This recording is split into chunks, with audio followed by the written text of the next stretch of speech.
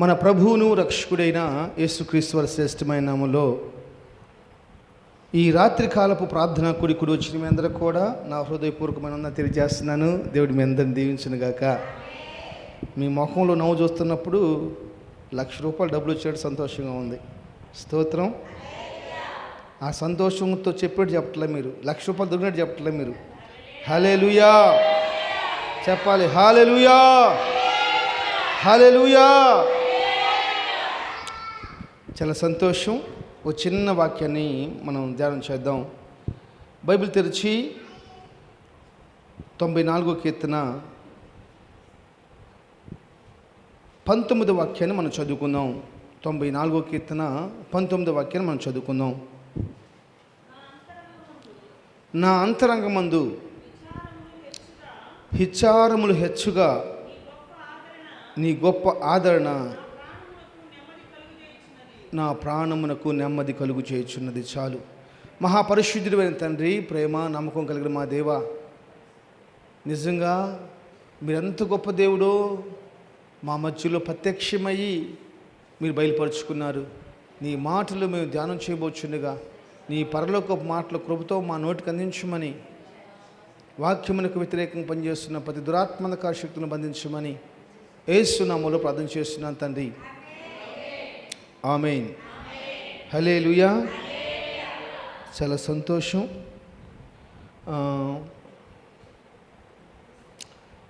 కొన్ని నిమిషాలు ఒక వాక్యాన్ని ధ్యానం చేసుకొని మనం ప్రార్థన చేసుకుందాం.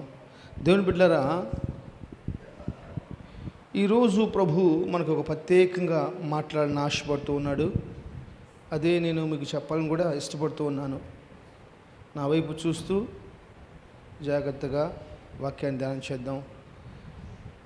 నేను ఈ మాట చదువుతున్నప్పుడు నాకు చాలా సంతోషంతో కూడిన బాధ అనిపించింది.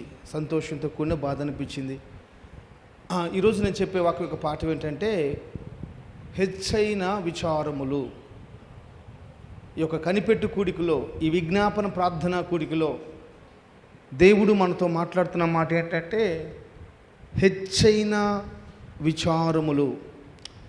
ఈరోజు ప్రజలకి లేక ప్రపంచానికే అనేక రకాలైన విచారాలు,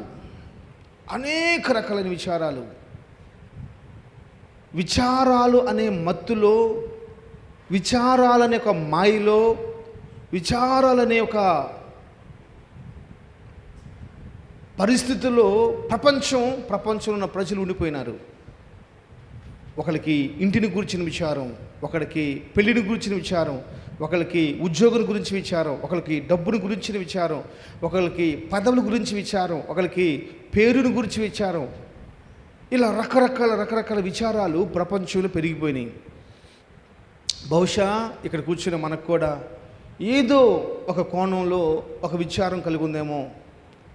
అయితే ఇక్కడ భక్తుడు రాస్తూ మాట్లాడుతున్న మాట ఏంటంటే, ఇది ఇలాంటి విచారంలో కాదు,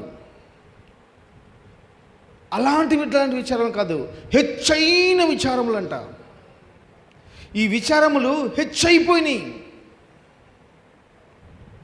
ఈ హెచ్చైపోయిన విచారములకి ఒకటే మందు. ఏంట మందు చెప్పండి అమ్మా, చెప్పాలి, పెద్ద చెప్పాలి. ఈ హెచ్చైన విచారాలకి ఒకటే ఒక మందు. ఏంటి ఆ మందు అంటే? చచ్చిపోవటమే. ఏంటయ్యా ఆ మందు అంటే? చచ్చిపోవటమే.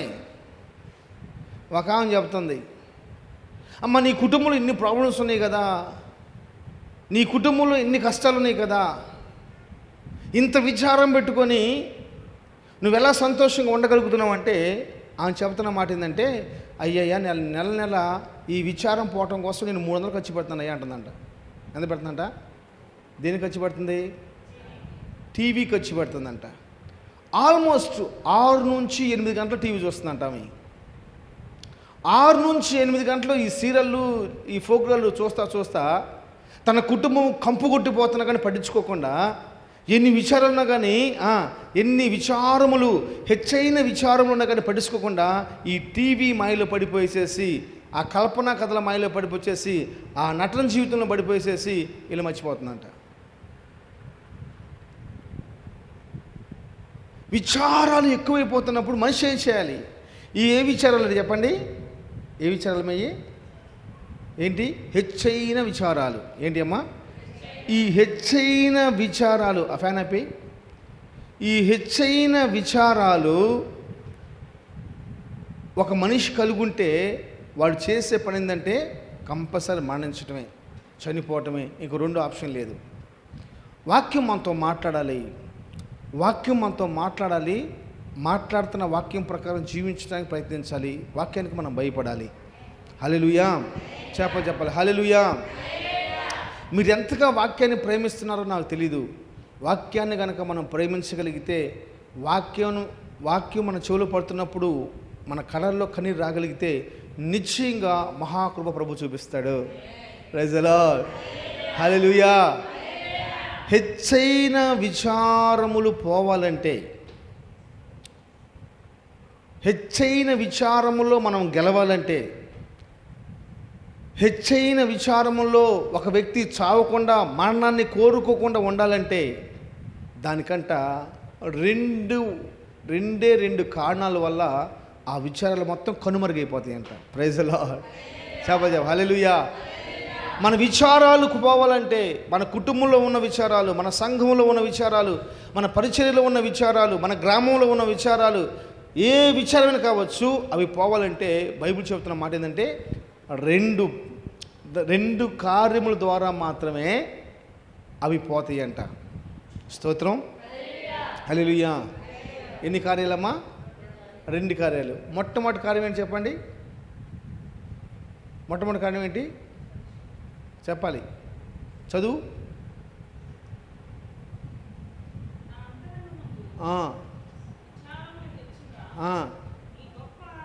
నెంబర్ 1, దేవుని యొక్క ఆదరణ మనిషికి ఏం చేసి తెలుసా? విచారాన్ని, ఏ విచారం అది?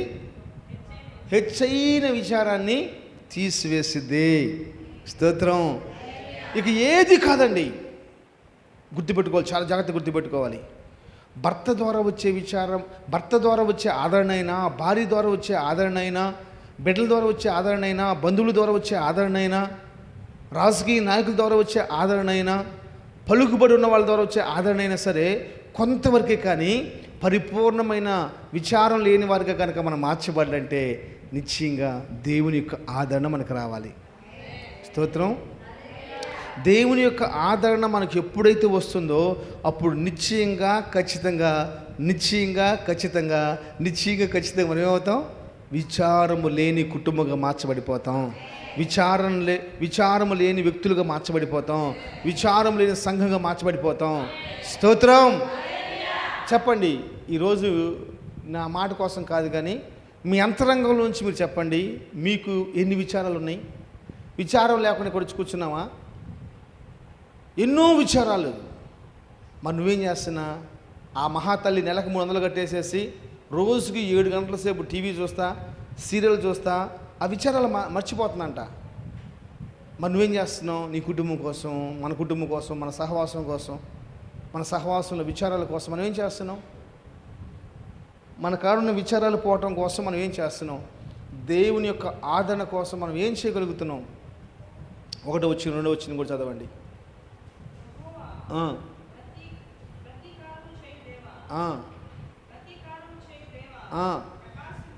యెహోవా ప్రతీకారము చేయదేవా ప్రకాశింపుము, గర్విష్ఠులకు భూలోకపు న్యాయాధిపతి లెమ్ము, గర్విష్ఠులకు ప్రతిఫలము. జాగ్రత్తగా వినాలి.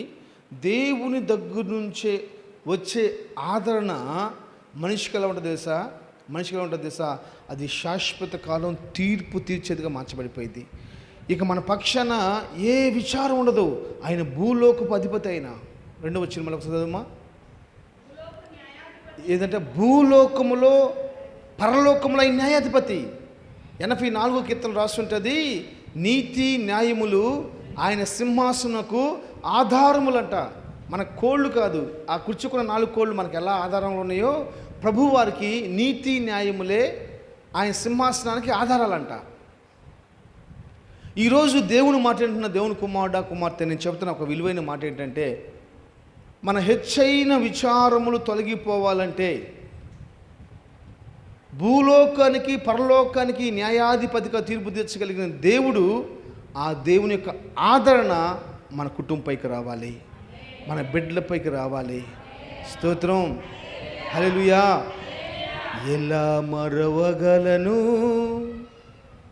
నీవు చేసిన మేలులను, ఎలా మరువగలను నీవు చేసిన మేలులను.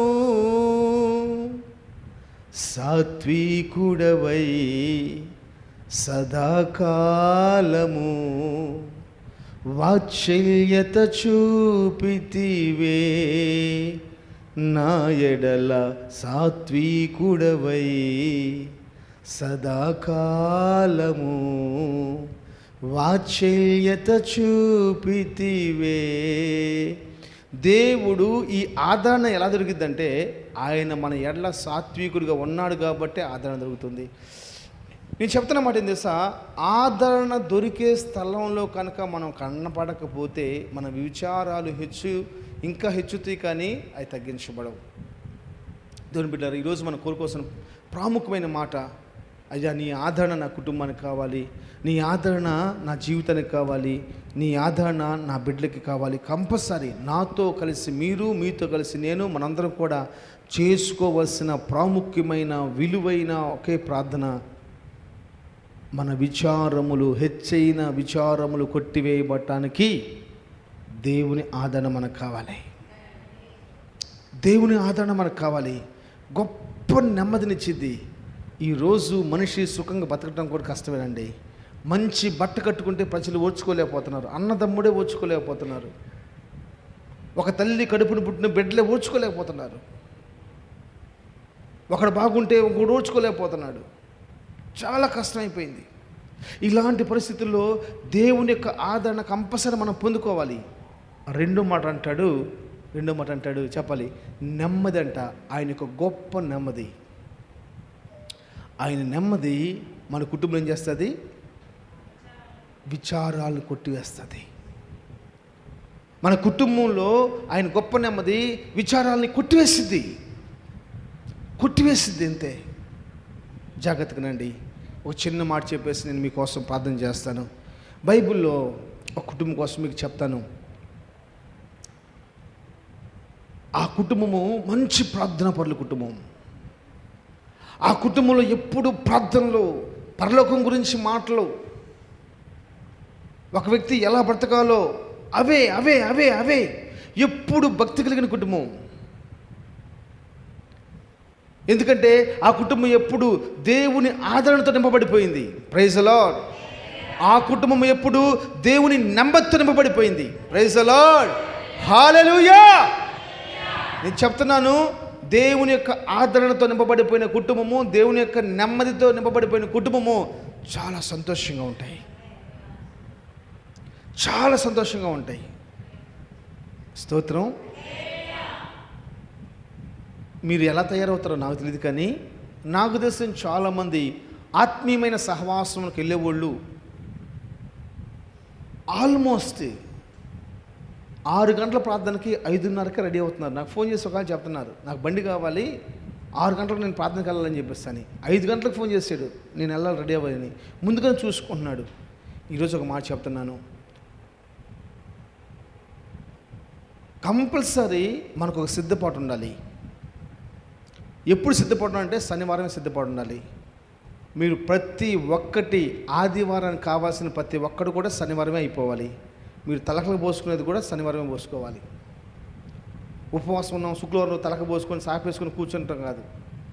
శుభ్రంగా ఉండాలని తప్పేం లేదు. ఎందుకంటే శనివారమే పోసుకోవాలా, ఆదివారం పోసుకోకూడదా? కాదు. శనివారం ఎందుకు పోసుకోవాలి? శనివారం ఎందుకు పోసుకోవాలంటే ఆదివారం సమయం మనకు సేవ్ అయింది. ఆదివారం 9 గంటలు తలకపోయి బాత్రూంలోకి వెళ్ళిపోయి తలక పోసుకొని అది ఆరక జలుబు చేసి దానికోసం మళ్ళీ ప్రార్థన చేసి ఈ తలక నొప్పి అంతా ఎందుకు మనకి? నీ కుటుంబము గొప్ప నెమ్మది కలిగిన కుటుంబము. Praise the Lord. నీ కుటుంబము గొప్ప నెమ్మది కలిగిన కుటుంబం కాబట్టి ఇదిగో నేను చెప్తాను, ఆ కుటుంబం కూడా ఎప్పుడు ప్రార్థన, దేవుని భయము, దేవుని ఆదరణ, దేవుని నెమ్మదితో నింపబడిపోయిన కుటుంబం. కానీ ఆ కుటుంబంలో ఒకడున్నాడు, బాగా ప్రార్థన చేస్తూ ఉంటాడు. ఆ కుటుంబంలో ఉన్నవాడు బాగా ప్రార్థన చేస్తూ ఉంటాడు. ఆ అబ్బాయి ఒకరోజు ప్రార్థనలో కూర్చోలేదంట. జాగ్రత్తగా నాలి. ఒకరోజు ఏం చేశాడు? ఒక్కరోజు ప్రార్థనలో కూర్చోలేదు. సరే పోనీలే, ఒక్కరోజే కదా ప్రార్థన కూర్చోకపోతే ఏమని చెప్పి అనుకున్నాడు. తర్వాత వారంలో 2 రోజులు కూర్చుంటూ మానేసేసాడు. తర్వాత వారంలో 3 రోజులు కూర్చుంటూ మానేసాడు. తర్వాత ప్రార్థనలో కూర్చుంటూ మానేసేసాడు. ఎప్పుడైతే ఇలా ప్రార్థనలో కూర్చుంటూ మానేసేసాడో ఆ కుటుంబంలో ఆదరణ కరువైపోతుంది. ఆ కుటుంబంలో నెమ్మది కరువైపోతుంది. జాగ్రత్తగా నాలమా. ఎప్పుడైతే ప్రార్థనలో కూర్చుంటలేదో, ఎప్పుడైతే ప్రార్థన చేయట్లేదో ఆ కుటుంబంలో నెమ్మది కరువైపోతుంది, ఆదరణ కరువైపోతుంది. అలాంటి సమయంలో ఈ అబ్బాయి ఏం చేశాడు తెలుసా? చెడు అలవాట్లకు బానిసైపోయాడు. సిగరెట్ తాగటం ప్రారంభించేశాడు. మందు తాగటం ప్రారంభించేశాడు. ఆడవాళ్ళతో తిరగడం ప్రారంభించేసేసాడు. వాళ్ళతో ఉన్న స్నేహితులు దరిద్రులు. ఎప్పుడు డబ్బు డబ్బు డబ్బు డబ్బు అని చెప్పేసి ఈయన రచ్చగొడతా ఉంటారు. ఈడు పోయేసేసి వాళ్ళ నాన్నకాడకు పోయేసేసి గొడవ పెట్టుకుని ఏ విధంగా చేతనైనా సరే డబ్బు తీసుకుని వేసేసి పోయి తాగటం, తిరగటం, ఎంజాయ్ చేయటం. ఒకరోజు చెప్పాడు, రే ఇట్ట కాదురా, నీకాడ మంచి, నువ్వు తెలుగు కల్లా వాడివి, నీకాడ ఎక్కువ డబ్బులు ఉంటే కనుక నువ్వు ఏదైనా చేయగలవు అని చెప్పి అన్నలకే వాళ్ళ నాన్నకాడికి వెళ్ళి అన్నాడు, డాడీ అర్జెంటుగా నా ఆస్తి నాకు పంచిచ్చేసాయి, నా ఆస్తి నాకు పంచిచ్చేసాయి. అయ్యో నా కుమారుడా, నీకు ఇప్పుడు ఆస్తి పంచించవలసిన అవసరం నీకేముంది? నీకు పెళ్లి కాలేదు కదా, నీకు ఏ బాధ్యత లేవు కదా, నాకు ఏదో ఒక మనశ్శాంతి లేదు ఇక్కడ, ఏదో ఒక నెమ్మది లేదు ఇక్కడ. తండ్రి నుంచి వస్తున్న ఆదరణ కాదని నెమ్మది కలిగిన కుటుంబంలో నెమ్మది దొరక్క సారాయి దగ్గర, బ్రాందీ దగ్గర, ఆడవాళ్ళ దగ్గర నెమ్మదిని ఎదుగుతూ ఉన్నాడండి. ఆవిడు నెమ్మది లేదు, విచారం అన్నీ ఉన్నాయి. మంచి తండ్రి, మంచి అన్నదమ్ములు ఉన్నారు, మంచి పని వాళ్ళు ఉన్నారు, కావాల్సినంత తినడానికి ఉంది, కావాల్సినంత ఉండటానికి ఉంది, పెద్ద ఇల్లు, డబ్బు, బంగారం అన్నీ బాగున్నాయి, పేరు పలుకుబడి అన్నీ ఉన్నాయి. దానికి తోడు దేవుని యొక్క ఆదరణ ఉంది ఆ కుటుంబంలో. దానికి తోడు ఆ కుటుంబంలో దేవుని యొక్క నెమ్మది ఉంది.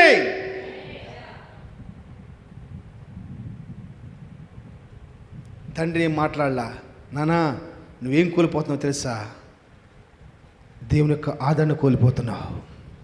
నువ్వేం కోల్పోతున్నావు తెలుసా? దేవుని యొక్క నెమ్మదిని నువ్వు కోల్పోతున్నావు. అది నాకు తెలుసులే, కానీ నా డబ్బులు నాకు ఇవ్వమన్నాడు. ఏం చేశాడు? తీసుకొని చెప్పాలి. ఏం చేశాడు? దూర దేశం వెళ్ళాడంట. ఎందుకు? అక్కడేదో నెమ్మది దొరికిద్దని, అక్కడేదో ఆదరణ దొరికిద్దని, అక్కడేదో నెమ్మది దొరికిద్దని, అక్కడేదో ఆదరణ దొరికిద్దని చెప్పేసి వెళ్ళిపోయాడు. ఏమైపోయింది? చైన విచారాలు ప్రారంభించబడిపోయినాయి. మనోడు కాలు పెట్టడం లేదు. ఏమైంది మా హల్లెలూయా? కాలు పెట్టగానే ఏమైంది? డబ్బు అయిపోయింది. ఒక కంపెనీలో కాలు పెట్టేసాడు. ఏమైపోయింది? ఆ కంపెనీ మొత్తం కరువుతో నింపబడిపోయింది. ఊరంతా ఏమైపోయింది? కరువుతో నింపబడిపోయింది. తినటానికి లేదు, ఉండటానికి లేదు. వీడికి ఉద్యోగం ఇచ్చేవాడు ఎవడు లేడు, నమ్మేవాడు లేడు. ఇప్పుడు విచారాలు పెరిగిపోయినాయి. నేను అంటాను, ఒక్కడు మిస్టేక్ చేయటం బట్టి ఆ కుటుంబంలో ఉన్న వాళ్ళందరికీ విచారాలు పెరిగిపోయినాయి. తండ్రికి అంత విచారం అండి. తండ్రి ఎదురు చూస్తూ ఉన్నాడంట. అయ్యో నా కుమారుడు, వాడికి సరిగ్గా బుద్ధి లేదు, వాడికి జ్ఞానం లేదు, అందరూ వాడిని మోసం చేస్తారని చెప్పేసి తండ్రి విచారంతో చూస్తూ ఉన్నాడు. అన్నయ్య విచారం, అన్నయ్య కూడా తర్వాత కాలంలో మనం చూసుకుంటే అన్నయ్య కూడా ఒక విచారం. కారణం ఏంటి? దేవుని యొక్క ఆదరణ కోల్పోయారు. ఒకడు కుటుంబంలో దేవుని యొక్క ఆదరణ కోల్పోతే, ఒకడు దేవుని యొక్క నెమ్మదిని కోల్పోతే, దాన్ని బట్టి ఆ కుటుంబంలో విచారములు ఎక్కువ అవుతాయని గుర్తుపెట్టుకోవాలి. అది ఏ కుటుంబమైనా కావచ్చు, అది సేవకుల కుటుంబమైనా, విశ్వాసుల కుటుంబమైనా, ఎవరి కుటుంబమైనా కావచ్చండి. ఒక్కడు దేవుని ఆదరణ కోల్పోవటాన్ని బట్టి అనేక క్రైస్తవుల కుటుంబాల్లో సంతోషం లేదు ఈరోజు.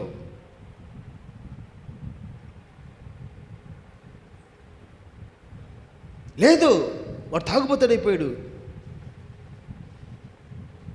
ఈ మాట నేను చదివినప్పుడు నేను ఆలోచిస్తున్నాను, ఎవరు బైబిల్లో హెచ్చైన విచారాల్ని వాళ్ళే పుట్టించుకున్నారంటే ఇతనే. పరిశుద్ధాత్మ దేవుడు జ్ఞాపం చేస్తున్నాడు. పందుల తొట్లో పిండి కనీసం ఏమంటుందని పొట్టు, పందుల తొట్లో పొట్టు కూడా దొరకట్ల కనీసం. ఇప్పుడు ఎంతో విచారం తలబట్టేసుకున్నాడు. అయ్యో ఏం చేయాలి నేను? అప్పుడు అంటాడు, నేను పరలోకానికి నేను పాపం చేశాను. అంటే ఆ ఇల్లు ఒక పరలోకంలాగా ఉందండి ఒకప్పుడు. వారందరూ కూర్చొని ప్రార్థన చేసుకుంటున్నప్పుడు, అందుకే నేను గుండెలు బాదుకుని చెప్తున్నాను, ప్రతి కుటుంబంలో ప్రార్థన ప్రార్థన ప్రార్థన ప్రార్థన కావాలి. ప్రతి కుటుంబంలో ప్రార్థన కావాలండి. నువ్వు ఎక్కడికి వెళ్ళినా ఏం చేస్తున్నా కుటుంబం అంతా ప్రార్థన చేసుకుంటే అప్పుడే నా దేవుని యొక్క ఆదరణ సమృద్ధిగా వచ్చేస్తుంది. నా దేవుని యొక్క నెమ్మది సమృద్ధిగా వచ్చేస్తుంది. ఆయన నెమ్మది, ఆయన ఆదరణ వస్తూ ఉండగానే హెచ్చైన విచారములు కనుమరుగైపోతాయి. హెచ్చైన విచారాలు కనుమరుగైపోతాయి అంతే. క్రైస్తవుడు విచారించవలసిన అవసరం, మనకు విచారాలు ఉంటాయి కానీ గుర్తుపెట్టుకోండి, మనిషి అన్నాక కంపల్సరీ విచారాలు ఉంటాయి. అయితే ఆ విచారాల్లో మనకి ఏం దొరుకుతుంది సార్? యేసయ్య ఆదరణ దొరికిద్ది, యేసయ్య నెమ్మది దొరికిద్ది. మన ధైర్యం అదే, మన బలం అదే, మన విశ్వాసం అదే, మన విశ్వాసం అదే.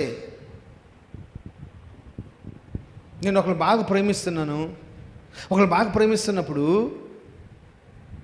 ఇప్పుడు నేను ఆ వ్యక్తిని రమ్మన్నాను అనుకో, నువ్వు బాగా ప్రేమించట్లే ఆ వ్యక్తిని, అదే వ్యక్తిని నువ్వు బాగా ప్రేమించట్లేదు.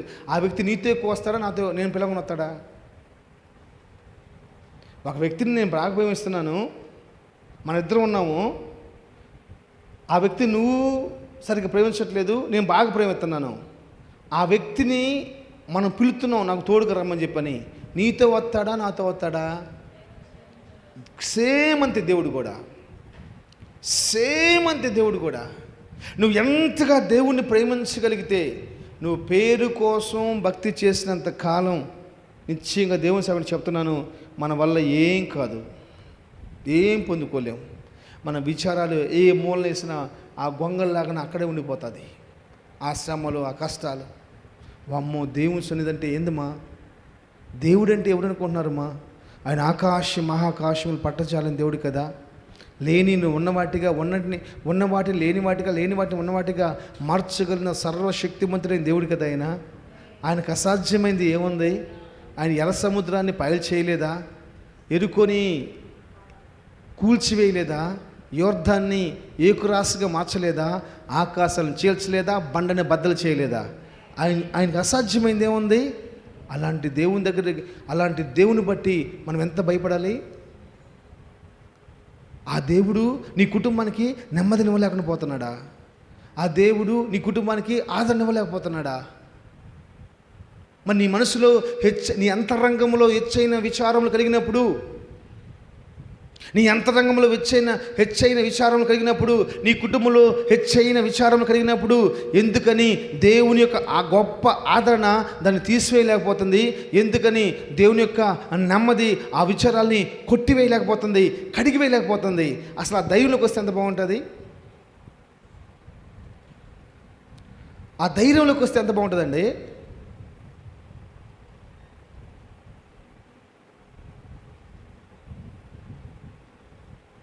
మన దేవుడు చాలా గొప్పవాడు. ఆమేన్. మనం ఆరాధిస్తున్న దేవుడు చాలా గొప్పవాడు. ఆయన సమస్తాన్ని చూసే దేవుడు. ఆయన కునికే దేవుడు కాదు, ఆయన నిద్రపోయే దేవుడు కాదు, ఒక క్షణమైన విడిచే దేవుడు కాదు. నిన్ను ఇడువను ఎడబైనని చెప్పిన దేవుడు ఆయన. నిన్ను నా అరచేతులు చెక్కుకున్నాను చెప్పేసిన దేవుడు ఆయన. నిన్ను ముదిని వచ్చే వరకు ఎత్తుకున్న దేవుడు అని చెప్పిన దేవుడు ఆయన. ఎవరు చెప్పగలరండి ఈ మాటలు? ఆయన ఆదరణ మనం ఎందుకు మిస్ అవుతున్నాం? ఆయన ఆదరణ మనం ఎందుకు మిస్ అవుతున్నాం? ఆయన నెమ్మదిని మనం ఎందుకు పొందుకోలేకపోతున్నాం? ఇంకా మన బ్రతుకులో విచారాలతో కుంగిపోతూ ఉన్నాం. ఏదో ఒక విచారం. డబ్బున్నవాడు ఇంకా సంపాదించాలని, డబ్బున్నవాడు. నేను ఒక ఇంటికి వెళ్ళాను. ఇంటికి వెళ్తే ఆయనకి చిన్న షాపు, ఒకడే కష్టపడతాడు, బాగా కష్టపడతాడు. చిన్న స్థలం కొనేసేసి దాని కింద కొట్టుబెట్టేసి పైన ఇల్లు కట్టుకున్నాడు, సింపుల్ కట్టుకున్నాడు. ఎంత తక్కువ వేసుకున్నా ఒక 40-50 లక్షలు ఉంటుంది ఆ ఇల్లు. ఆ ఇల్లు ఉంటుండగానే పక్కన ఒక 50 లక్షలు పెట్టి మనకు ఫ్లాట్ కొన్నాడు. ఆ ఫ్లాట్ ఏమో 12,000 రూపాయలకి అదిగిచ్చేసాడు. వాళ్ళ ఆవిడేమో స్కూల్లో పనిచేసేది, 40-50 రూపాయలు జీతం వస్తుంది. ఇది ఉంటుండగానే మనకు ఒక 55 లక్షలు పెట్టి ఫ్లాట్ కొన్నాడు. 50 లక్షలు పెట్టి ఫ్లాట్ కొన్నాడు. ఇప్పుడు మళ్ళీ ఒక 40 లక్షలు పెట్టి ఇల్లు కట్టాలంట అక్కడ.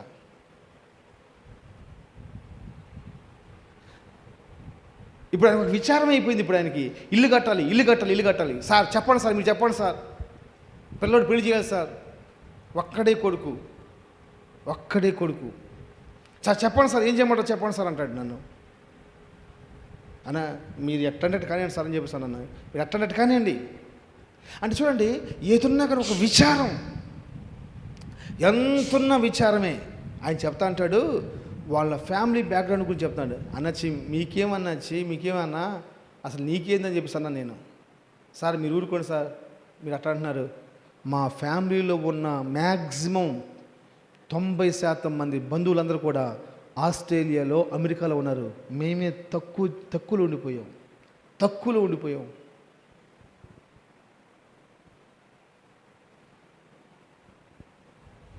అంతున్నా కానీ ఒక విచారం.